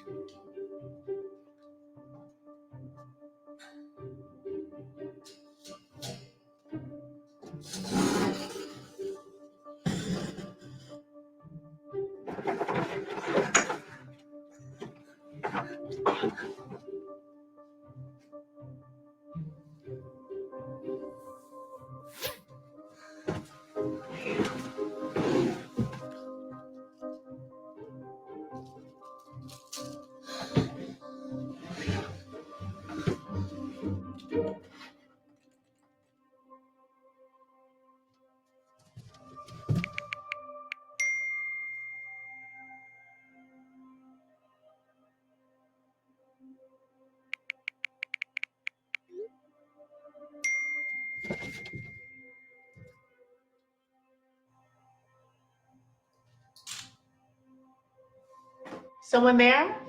Hello? Ms. McConnell, you still working?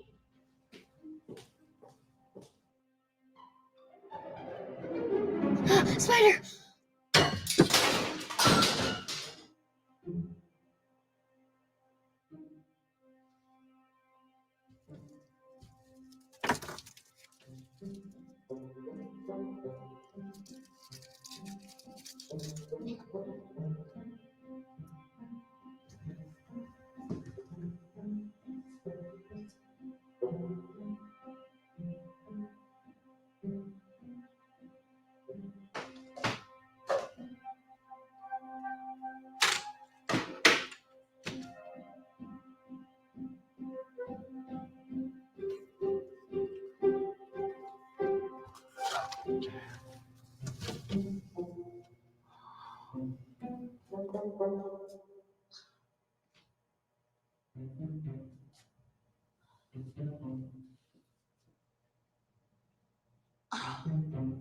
Must be those raccoons again. Oh.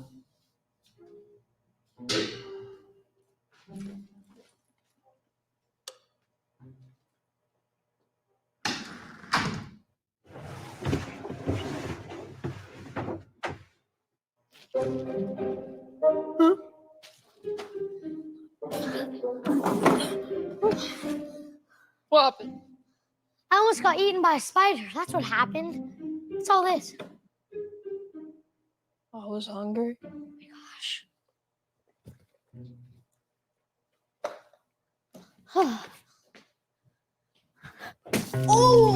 Oh, great. Now all of Mrs. Malia's papers are ruined. You know, we're doomed anyway because of you. Oh, it's all over the ground.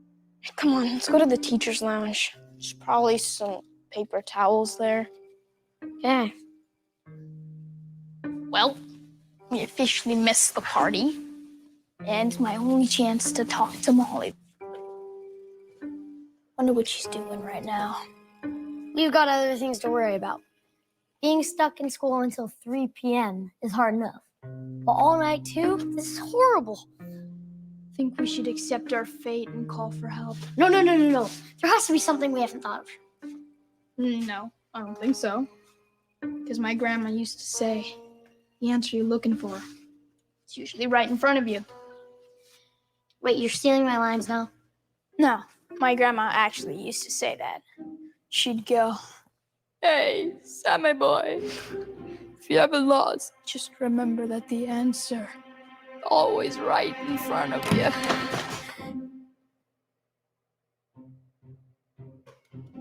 That door. The door was unlocked this entire time? I thought you checked every door. Well, I might have missed this one. If you don't get an A on that exam, I will personally lock you back in the school. What about the mess in the classroom? You can clean that. I'm going home. No, get. Fine, come home. At last. The finish line. If I have to spend one more minute in this building after today, I'll scream.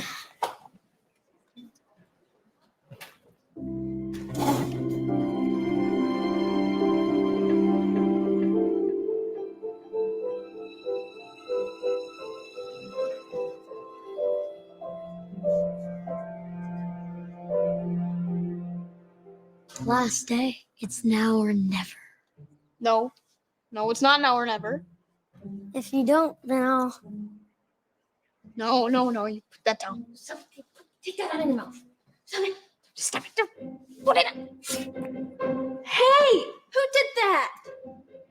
I don't know. But I'll make sure it doesn't happen again. Thanks. You know, I was hoping to see you at Kim's birthday party. My friend said you were coming. Yeah, I was, but let's just say I got knocked into doing something else. No worries. I'm actually having a graduation party this weekend, if you want to come. Really? Yeah, sure. I'll give you the invite after class. All right, everyone. Since it is the last day of school, why don't we get the stressful stuff out of the way first? I have graded your final exams. Oh, finally. All my hard work from last week is about to pay off. Hard work? It's not like you did any studying. Don't be mad at me. You could have gotten the answers too. But no, you're too much of a goody two-shoes. So much for Mrs. Malia's grandma's advice. If you cut corners, then you'll be stuck in circles. What a bunch of baloney. So I'm sorry, guys. I meant to get these back to you a few days earlier, but there was a slight mishap. And long story short, I had to create a whole new answer key. Wait, what? Did you say to make a new answer key? Yeah. Raccoons apparently got into the school's ventilation system over the weekend. When I got in Monday morning, there were papers pulled out of my desk and a bunch of food and drink was spilled all over everything. So that means... Summer school, Mr. Benedetti. I will see you Monday morning, bright and early, for the next 8 weeks.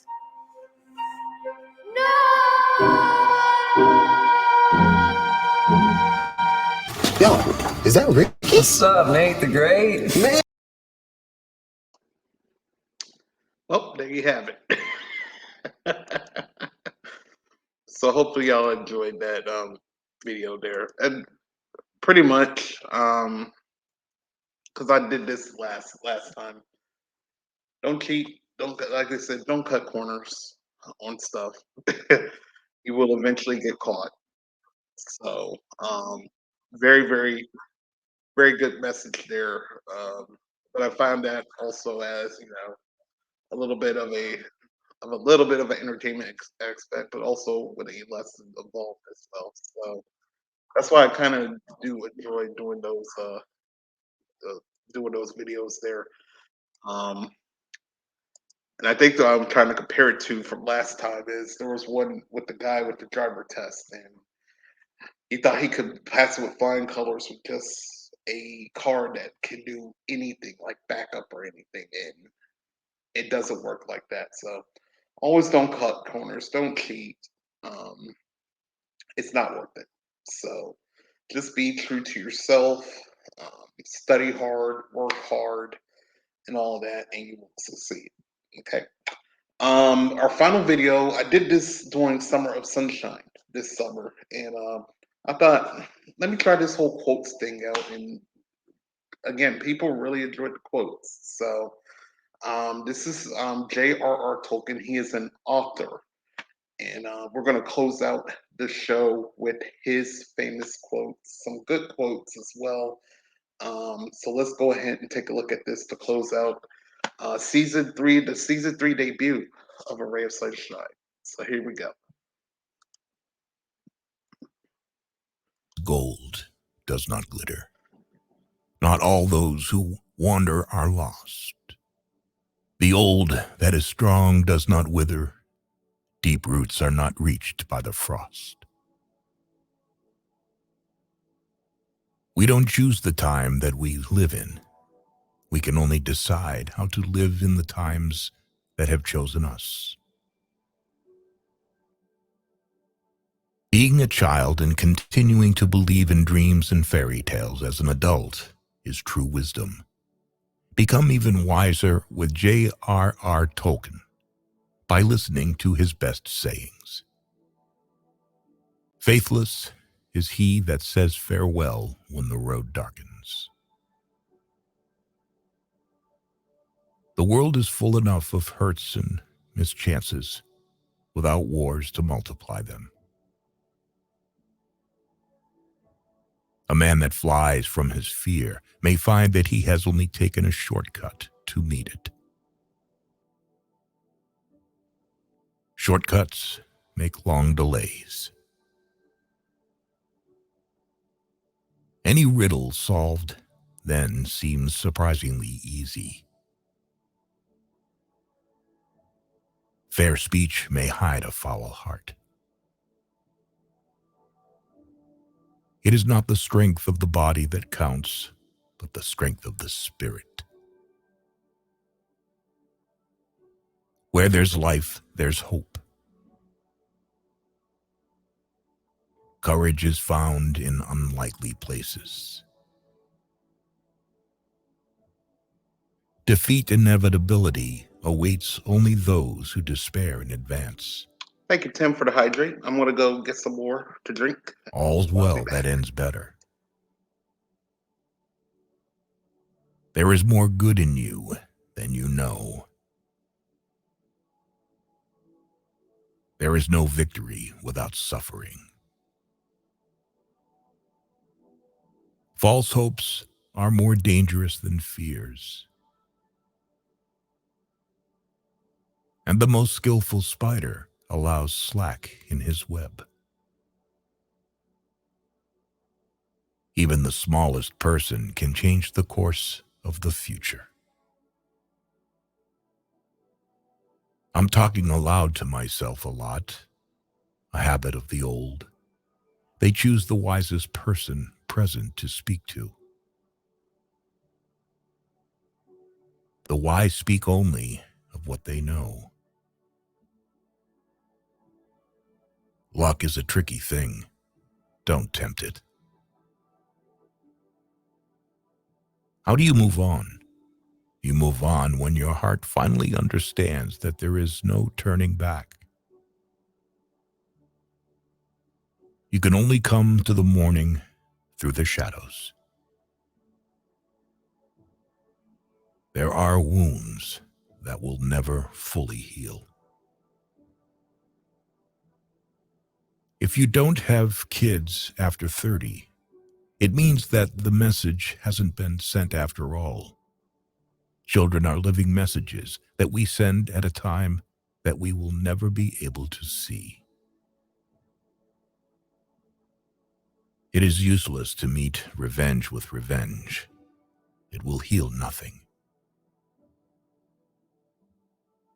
Do not complicate your life with belated regrets. You cannot be a tyrant and an advisor at the same time.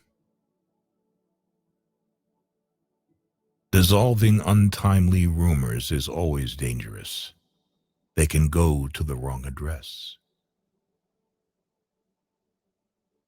In order to unleash a war, the desire of one side is enough. Let him not vow to walk in the dark, who has not seen the nightfall. Falsehood in an immortal and indestructible seed, again and again it sprouts and will bear black fruit until the last days.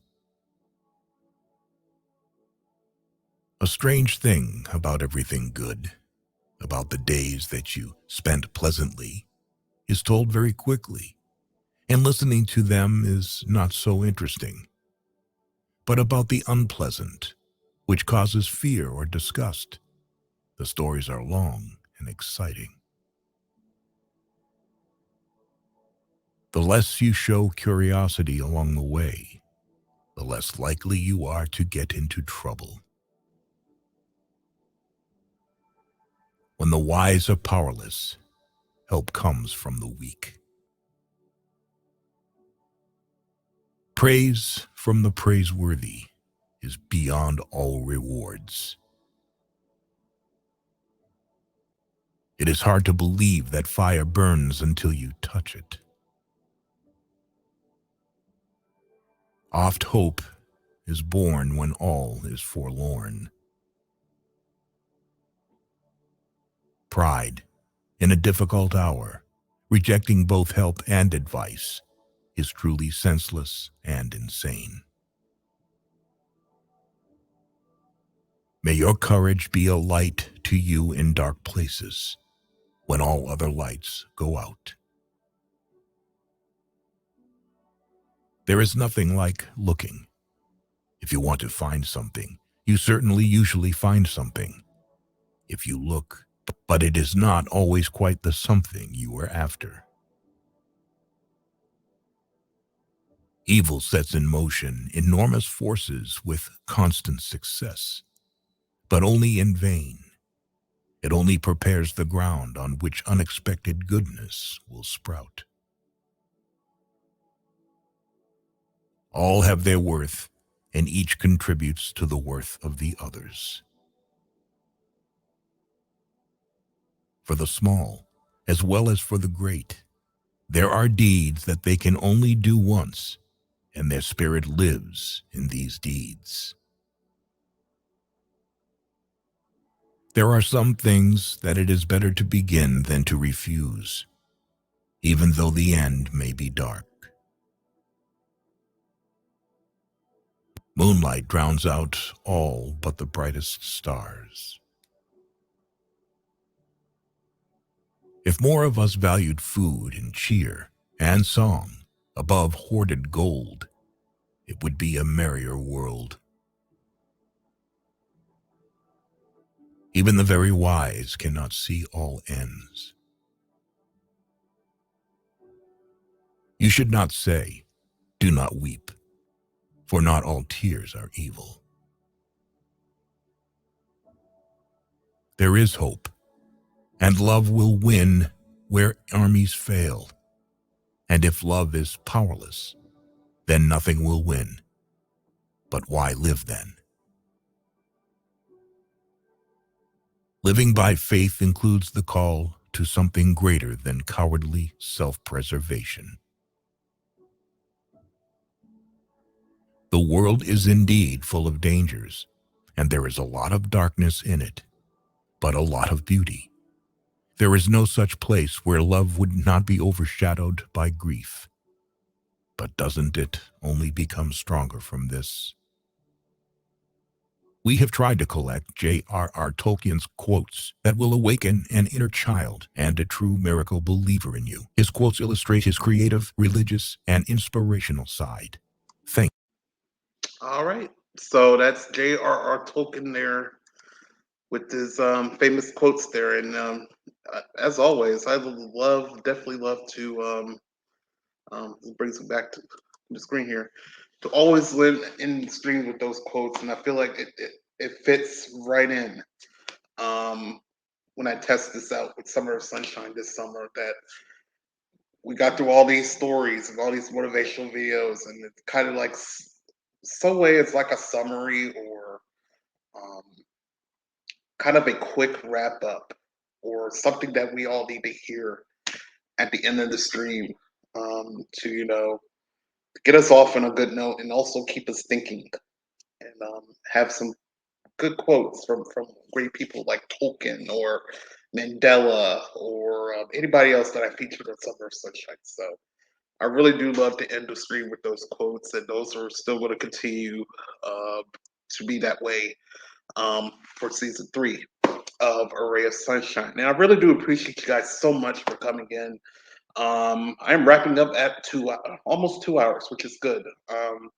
Trying something different. Usually I would do 2 days of shows, just the stories and the videos, but I'm going to try to combine them into one show.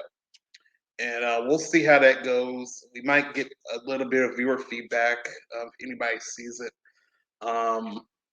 But we're going to try to see, because the holidays are coming. I'm going to be probably going to be doing one show a week. And if this continues and I feel very confident and the time escalates right, then maybe this will be the format for this season. So anyway, so that's why I'm kind of testing this out a bit. Let's get to some wrap-ups here, shall we? So first of all, and speaking of the show, usually I would love to do the show on Mondays. With the holidays coming up, I'm probably going to be booked on Tuesdays for probably the rest of the year. So I'm going to try to do Mondays, but for this particular one next week, since Halloween is this Monday, and if you're celebrating Halloween with your kids or anything, please be careful out there. Be careful trick-or-treating and all of that. We're going to push the show again next Tuesday, November 1st, so we get to kick off November with A Ray of Sunshine, 8 p.m. Eastern Time here on Twitch. So make sure to tune in and for more positive stories and positive videos next Tuesday, November 1st, here on this Twitch channel. I do have a Discord. All the stories and videos that you heard today will be on my Discord. So make sure to follow my Discord. Summer of Sunshine stories are in there, and stories from even last season of A Ray of Sunshine are all in there. Great full library of stories, and also other features as well on the Discord. Make sure to hit that link, hit ! Discord, hit the link, and join the Discord. Really do appreciate you. And speaking of that, I do have a little section on my Discord for the Mental Health Hour now, since I am part of the gang. But I'm going to mention again, it's the Mental Health Hour with Tim and Gemma. Tim, he's still here. Wednesday nights, tomorrow night at 6 p.m. Eastern, 3 p.m. Pacific, and I'm going to try something new. And hopefully this works. So hang with me for a second here. Oh, it's still up. I'm surprised. So this is what I'm going to do here. It's going to show up on your screen in a minute. And there you go. I got the advertisement on here. This is the next episode of the Mental Health Hour, and I'm going to change myself around here a bit here. So there you go. Tomorrow night, October 26th, 2022, 6 p.m. Eastern, 11 p.m. in the UK for the people in England. The Mental Health Hour with Tim and Gemma. They are going to talk about self-medicating. So make sure to tune in to episode 71 of their show. And something I will keep doing throughout the season if they have any promos or anything up. But make sure to tune in to their show. Again, Tim's link. Tim is actually just commented there. So make sure to click on the link, give him a follow, and join the Mental Health Hour again tomorrow night at 6 p.m. Eastern. Let's go ahead and go back to me. Oh, nope. There we go. There I go. All right. So there we go. So make sure to follow them as well. Let's see. Noise. That's nice, right? I'm well versed in that. Oh, okay. Yeah, sadly, yeah. I think you said in your last show that you didn't want to it was difficult for you to do this show. So hopefully. But it's also a lesson that some of us have to learn. And since watching your show, I have been learning some new things as well. So new things, stuff I didn't know about or anything. So that's why I always promote you guys, because y'all do a great job over there on the Mental Health Hour. Jim, another great supporter. Join him. He has 3 shows. He's a hardworking man. He works during the day, and at night, during these certain times, he's a hardworking live streamer. So tomorrow night, he's on Catalyst. Wednesday nights, 11 p.m. Eastern. Twitch Blitz. I think the game for this Thursday is the Ravens and the Bucks. That's a very important game for both teams. They are not doing too well. And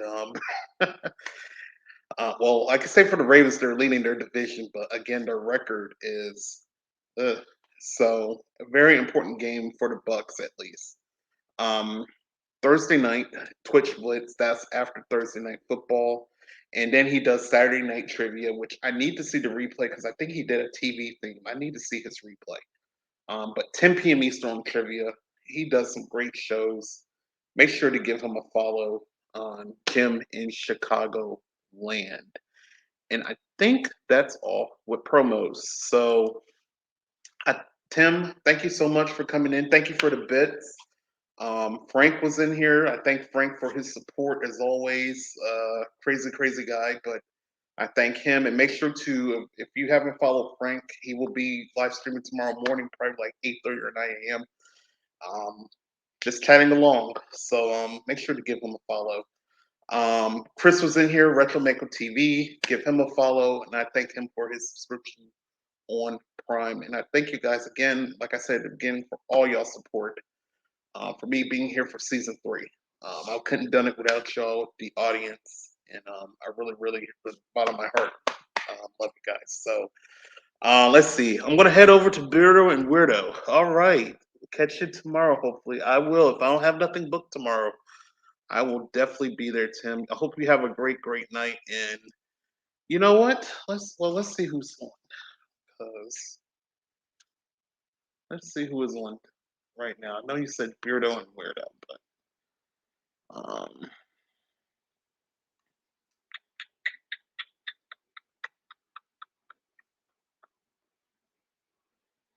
yeah, I guess I can give him a raid. Let's go ahead. If you want to stay, Tim, I can give them a raid right now. Let's go ahead and give him a raid here. Oh, Nancy. Hey, Nancy, how you doing? Welcome, welcome, welcome. Sorry that you're coming in late. Yeah, I'm sorry I missed you. It's fine. Hey, there's always replay, Nancy. Always replay. But it's so good to see you. Make sure to catch the replay. Some great stories and some great videos on for tonight's show. But it's so good to see you. And guys, Nancy is a great supporter as well for the show. So I really do appreciate her as well. All right, so we're gonna go ahead and rate Beardo and Weirdo. Make sure I got his name right. I think they started. So I don't see many viewers. They might have just started. So let's go ahead and head over there. We'll say hello to them. And I have had a couple of crazy days. Exhausted today. Okay, if you want to talk about it, we could talk about it on Twitter. If you want. I promise I'll watch you live next time. Okay, no problem. Hey, life happens, Nancy. Life happens, but I always know that you are here to watch me, and anytime that you can. So, if you have anything, just let me know. Let me know on Twitter. Okay. All right. So let's go ahead and get started on. It's so good to see you too. Let's go ahead, Beardo and Weirdo. All right. Remember to be positive, be safe, be kind to one another, and I will see you guys next Tuesday, the beginning of November, at 8 p.m. Eastern. Let's say hi to Beardo and Weirdo. Take care, everybody. Bye bye.